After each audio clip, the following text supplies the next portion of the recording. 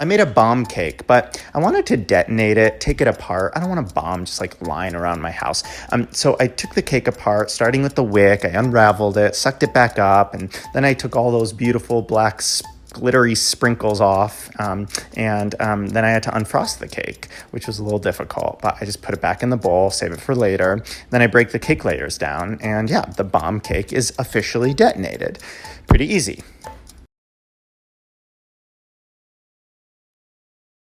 Okie dokie, this cake I actually made over the last couple of days, so pretty recent.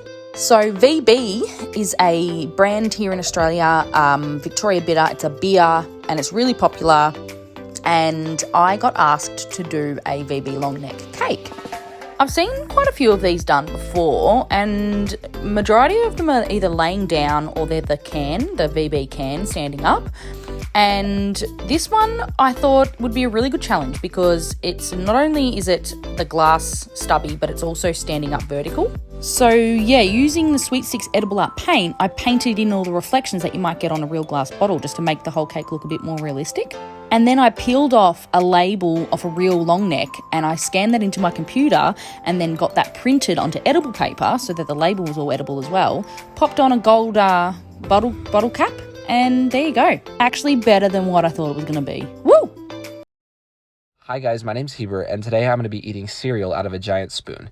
Just kidding, I did do that, but I'm really going to be making a Bob Ross themed cake. So I started off by making some vanilla cake and some vanilla buttercream, and then I started stacking the cake layers, and what I like to do is get eye level, because with this type of cake, you want the cake to be flat, not thick.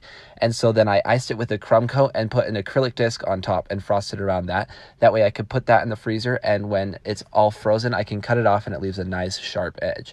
And so then I put a bowl around parchment paper and traced around it, and then I cut that, and then I dyed some buttercream, and then I put the parchment paper around the cake, and then I started by painting the cake. So I used some palette knives and an offset spatula, and I was going for like this mountain range effect with a lake and some grassy hills and some trees. And so I made the happy little trees, as Bob Ross would put it, and then painted the silhouette on the lake. And then I took the parchment paper off and painted silver around it, and that was my cake. Bye! I made a SpongeBob cake, but somebody forgot to pick him up, so I'm gonna take him apart, I guess. Save it for later. I'm gonna undo all his appendages, his arms, his legs, his facial features, undo all those divots I put on his face, and then take his pants off. Don't look, he's naked. I'm gonna take off the yellow fondant that makes up his body and unfrost him, then uncarve him, I guess. This is so sad. Unstack his cake layers, and that's it. If you see this, please don't scroll away. I kinda make art, and honestly, I feel like nobody here on TikTok cares about art. So if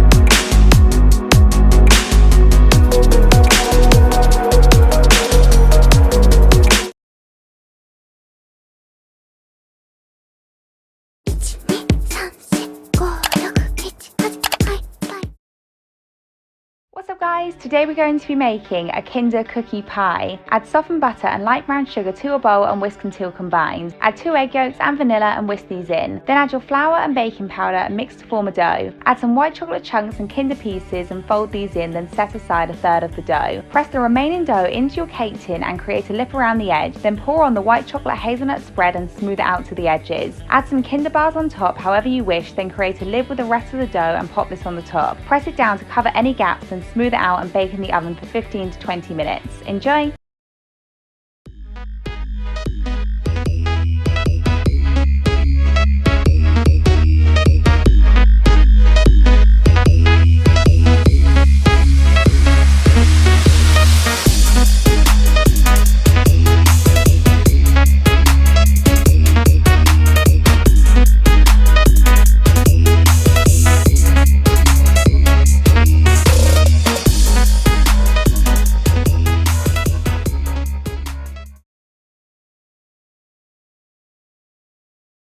You guys know I don't take orders anymore, but I do occasionally still make cakes for people, and whenever this organization called Icing Smiles contacts me, I always say yes, because they provide cakes for kids who are going through treatments or just a tough time medically. So I made this really cool gravity-defying unicorn cake with a candy rainbow, and of course I made a tutorial on it. It's on my website, sugargeekshow.com. But the best part was actually just giving this cake to this little girl. She was so excited and so happy and couldn't believe it was actually for her. So happy birthday. I'm so glad.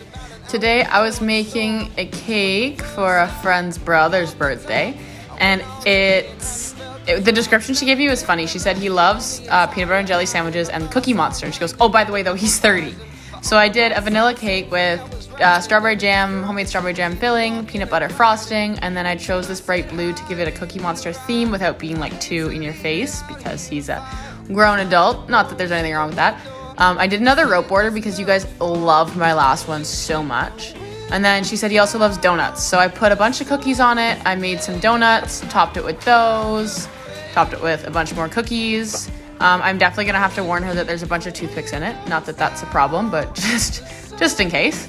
And then, yeah, I just loaded it up with cookies to really drive home that Cookie Monster theme. Feel free to let me know what you think. I think it turned out pretty cool.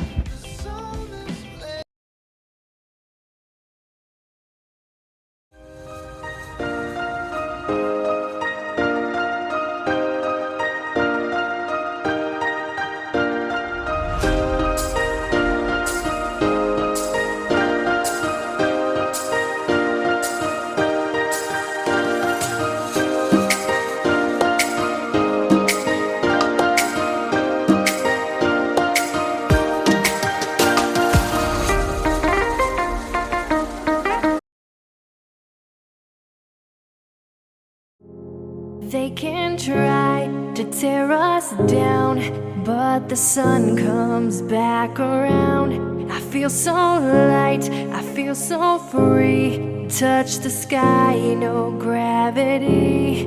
You and me and you. That's all we need to make it through. The moment's now, eyes open wide. Tonight the stars